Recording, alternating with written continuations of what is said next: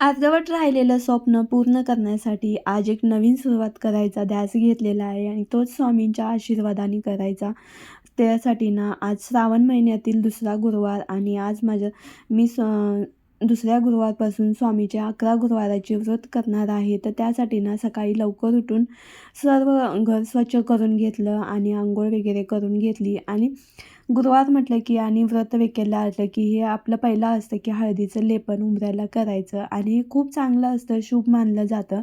याच्यामुळे ना आपल्या घरामध्ये निगेटिव्हिटी येत नाही, वाईट विचारांची म्हणजेच वाईट विचार येत नाहीत.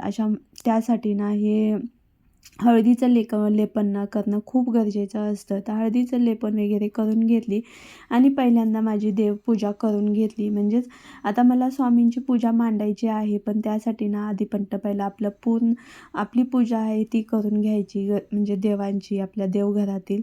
तर देवघरातील पूजा वगैरे करून घेतली आणि ज्या ठिकाणी आपण आता स्वामींचं इथं पूजा मांडणार आहोत ती जागा पहिला स्वच्छ पुसून घेतली. ज्या आसनावरती आपण मांडणार आहे ते आसनही स्वच्छ पुसून घेतलं. तिथं खाली थोडंसं हळदी कुंकू टाकलं आणि आपण जे आसन म्हणजेच पाटावर मी ही पूजा मांडणार आहे तर ते पाट तिथं ठेवून दिला. त्याच्यावरती एक हे केशरी कलरचं माझ्याकडं वस्त्र आहे ते त्याच्यावरती घातलं आणि माझ्याकडे स्वामींचा फोटो आहे असा हा. आणि हा फोटो ना माझ्या मागच्या बड्डेला माझ्या मिस्टरांनी मला गिफ्ट दिलेला होता आणि माझ्याकडं मूर्ती नाही आहे. तर मला अक्कलकोटला जाऊन मला मूर्ती आणायची आहे. अजून तरी स्वामींचं मला बोलावणं आलेलं नाही आहे अक्कलकोटला. ज्या वेळेला मला स्वामींचं बोलावणं येईल ना त्यावेळेला मी जाऊन तिथून मी स्वामींची मूर्ती घेऊन येणार. स्वामींचं बोलावणं झाल्याशिवाय आपल्याला तिथं जाताच येत नाही. आपण कितीही ठरवलं तरी ते लांबणीवरतीच पडतं. तसंच माझंही होतं.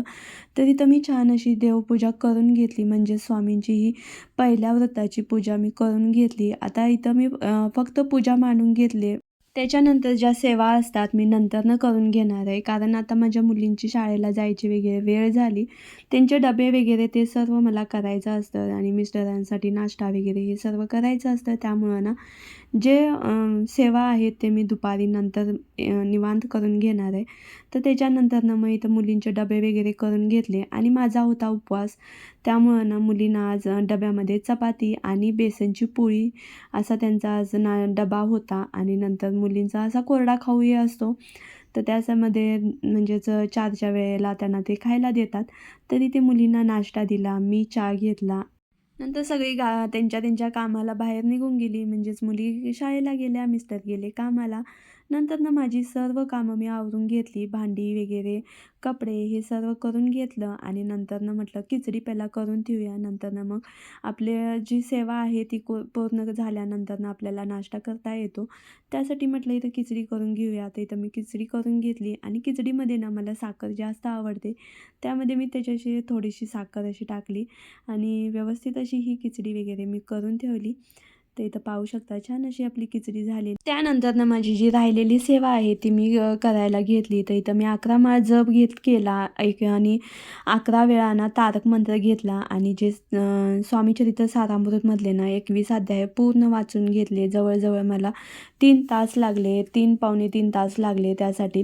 त्यानंतर मग बरोबर इथं 3 वाजलेले, मी बरोबर 1 वाजता बसलेले वाचायला, म्हणजेच ही सेवा करायला. नंतर मला 3 वाजले इथून मी हे सर्व आवरायला. नंतर थोडा वेळ बसले, पाणी पिले आणि नंतर मग म्हटलं चला आता नाश्ता करून घेऊया. भूकही लागलेली खूप, सकाळपासून काहीच खाल्लं नव्हतं. 1 कप चहा घेतलेला त्याच्यावरतीच मी होते.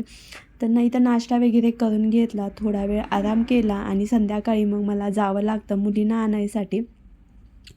तर कोल्हापूरमध्ये जावं लागतं. त्यासाठी लवकरच बाहेर पडते. 5 वाजता शाळा सुटते, पण मी 4:30 वाजता म्हणजे घरातून बाहेर पडते.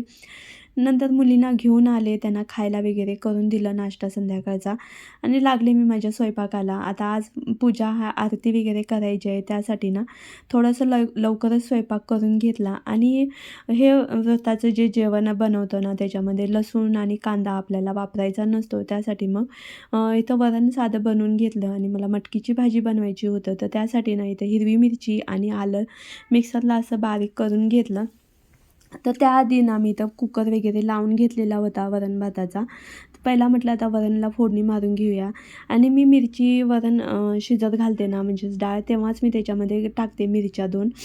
नंतरनं मग जिरं, मोहरी, कढीपत्ता अशी याची फोडणी केली वरणाची आणि त्याच्यामध्ये ही डाळ घुसळून थोडीशी अशी टाकून दिली. नंतरनं त्याच्यामध्ये थोडीशी हळद आणि चवीनुसार मीठ टाकलं.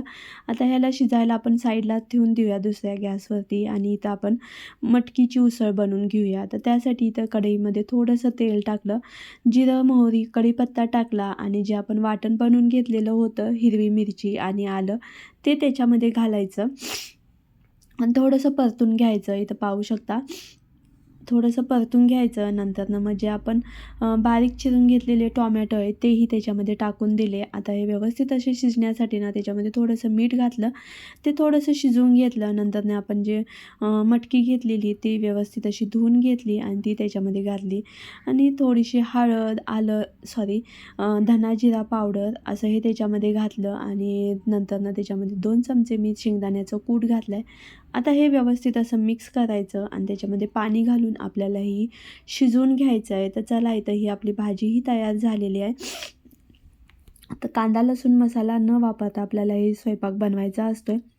त्याच्यानंतर गोडामध्ये ना मी खीर बनवून घेतलेली आहे जी सुजी मोठी असते ना त्याच्यापासून आणि नंतर इथं नाचणीच्या भाकरी बनवून घेतल्या आणि छान अशी आरती करून वगैरे नैवेद्य वगैरे दाखवून घेतला. ती काय क्लिप मी घेतली नाही आणि असं म्हणतात की लहान मुलं आपलं अनुकरण करतात. तर मी स्वामी सेवा करायला लागले तेव्हापासून माझ्या मुलीही करायला लागल्या. तर चला हा व्हिडिओचा एंड करते. आवडला असेल तर लाईक शेअर सबस्क्राईब. बाय.